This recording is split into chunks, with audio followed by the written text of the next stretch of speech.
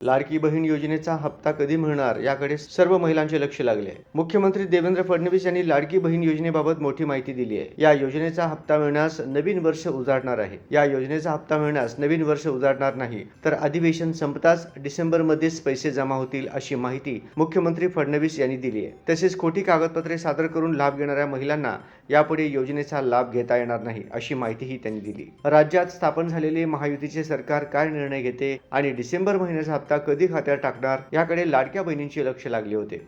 आता मुख्यमंत्री देवेंद्र फडणवीस यांनी स्पष्ट केले आहे, अधिवेशन संपताच पैसे लाडक्या बहिणींच्या खात्यावर जमा होणार आहेत। लाडकी बहीण योजनेचे निकष बदलणार असल्याची चर्चा होती। यावर फडणवीस म्हणाले की ज्यांनी खोटी कागदपत्रे देऊन लाभ घेतलाय त्यांना यापुढे तो लाभ घेता येणार नाही। मुख्यमंत्री लाडकी बहीण योजनेचा नोव्हेंबर महिन्याचा 1500 रुपयांचा हप्ता आचारसंहितेत अडकून राहू नये म्हणून ऑक्टोबर महिन्यातच 2 महिन्यांचे पैसे महिलांच्या खात्यात वर्ग करण्यात आले होते। आता निवडणुका आणि आचारसंहिताही संपल्यानं डिसेंबर महिन्याचा हप्ता बँकेत जमा होण्याची प्रतीक्षा लाडक्या बहिणींना लागली होती। योजनेला चाळणी लागण्याची शक्यता व्यक्त करण्यात येत असल्याने बहिणीत चिंता वाढल्याचे दिसत आहे। लाडकी बहीण योजना निवडणुकीपूर्वी राबविताना निकषांची काटेकोर छाननी करण्यात आली नव्हती। एका कुटुंबात 2च महिलांना लाभाचा निकष असतानाही त्यापेक्षा जास्त महिलांना लाभ देण्यात आला। घरात 4 चाकी वाहन, आयकर भरणारे यांनाही योजनेचा लाभ घेता येत नव्हता। तरीही अशा कुटुंबातील महिलांच्या खात्यांवर थेट सप्टेंबर, ऑक्टोबर आणि नोव्हेंबर महिन्यांचे प्रत्येकी 1500 रुपयांप्रमाणे वाटप करण्यात आले आहे।